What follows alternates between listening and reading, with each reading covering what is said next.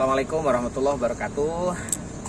Teman-teman sekalian, saya lagi di kota Tasikmalaya. Di sebelah sana itu di belakang nggak tahu ini apa gitu ya, tapi ini saya lagi di alun-alun kota Tasikmalaya. 5-10 menit ke depan saya ingin sedikit sharing ke teman-teman sekalian tentang sebuah tema ya. Ada sebuah pertanyaan yang mungkin sering diajukan oleh teman-teman sekalian. Kenapa sih performance tim saya itu tuh buruk gitu ya? Artinya performance itu berarti kinerja mereka tuh buruk, tidak menghasilkan sesuatu yang bagus, katakanlah begitu. Nah, teman sekalian, sebelum kita menjudge seseorang itu performance-nya buruk dengan alasan-alasan tertentu sehingga mungkin Anda mengambil keputusan untuk melakukan sebuah keputusan dan keputusan itu salah, mungkin ada baiknya kita harus evaluasi dulu kenapa seseorang itu performance-nya buruk. Jadi performance buruk seseorang itu tidak selalu disebabkan karena orang itu sendiri. Ini kata kuncinya. Jadi kinerja buruknya seseorang itu belum tentu karena ada masalah dengan dirinya. Bisa jadi sistem di tempat kerjanya atau termasuk di perusahaan kita itu tidak mensupport seseorang untuk berkinerja bagus gitu ya. Jadi kalau menurut saya sih sebetulnya ketika seorang yang berkinerja buruk bisa jadi alasannya karena orangnya yang bermasalah, atau karena yang kedua sistemnya atau lingkungannya yang bermasalah. Nah, seringkali kita itu menganggap orangnya bermasalah, terus kemudian dikeluarkan, kemudian ganti orang baru, tetapi juga tidak menyelesaikan masalah. Kenapa? Karena memang sistemnya yang bermasalah gitu. Maka saya seringkali tanya ke teman-teman pengusaha atau HRD gitu ya, misalkan dengan pertanyaan begini, coba kita lihat ketika seseorang itu keluar dari tempat kerja mereka, itu yang keluar itu orang-orang yang kinerjanya bagus atau kinerjanya buruk. Kalau yang keluar adalah orang-orang yang kinerjanya bagus, mungkin sistem kita sebetulnya sudah cukup bagus. Maaf, kalau yang keluar adalah orang-orang yang kinerja buruk, berarti sistem kita memang bagus mengarahkan dia untuk bekerja baik.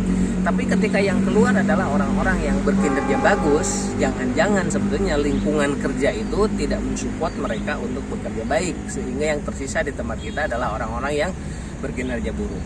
Oke, jadi ini harus kita pahami. Oke, sekarang kembali lagi, bagaimana kalau seandainya lingkungannya sudah cukup bagus, tetapi performance tim kita itu buruk. Nah, ini mungkin harus kita lihat penyebabnya apa. Jadi begini, performance itu kalau secara individu bisa jadi satu, katakanlah misalkan kenapa sih dia itu kerjanya nggak bagus, banyak salahnya, banyak errornya, dan lain sebagainya. Ini yang kita sebut sebagai performance ya. Satu, kita lihat apakah ada sesuatu yang tidak dia ketahui nggak gitu ya, artinya jangan-jangan sebetulnya dia tidak tahu cara kerja yang benar itu yang seperti apa ya. Kalau dia tidak tahu berarti ya jangan dikasih punishment ya, dia dikasih tahu ini loh caranya gitu ya. Oke lah, katalah dia udah tahu karena pernah suruh baca buku, pernah suruh lihat videonya, suruh belajar kepada seniornya, asumsinya dia udah tahu. Yang kedua, tidak hanya tahu, bekerja itu kan harus bisa. Setelah dia tahu, dia bisa nggak gitu. Jangan-jangan dia tahu bahwa saya itu seorang CS, saya itu seorang CS online. Pekerjaan saya adalah bagaimana melayani calon pembeli dan mengkonversinya misalkan menjadi seorang pembeli. Saya tahu, tapi saya nggak ngerti bagaimana caranya supaya bisa meningkatkan konversi tersebut. Jadi misalkan dari 10 orang yang tanya-tanya, cuma satu yang kemudian respon, berarti kan 9 orang nggak beli. Nah, ini berarti kan performanya jelek. Nah, kita harus tahu kenapa begitu. Jadi jangan-jangan sebetulnya dia tahu tapi dia tidak bisa. Nah, maka kalau tidak bisa harus diajarkan. Ya, diajarkan tuh berarti tidak bisa lagi dikasih tahu, tapi memang harus diajarkan step by stepnya, dilatih sampai akhirnya dia bisa. Dari awalnya mungkin 1 orang dari 10 yang closing, naik jadi 2, jadi 3, jadi 4, sampai akhirnya mungkin 9 orang dari 10 closing. Nah, tapi udah tahu, udah bisa, misalkan sudah kita lihat dengan mata sendiri dia sebenarnya bisa, tapi kenapa performance-nya masih buruk? Nah, ada yang ketiga, jangan-jangan dia tidak mau.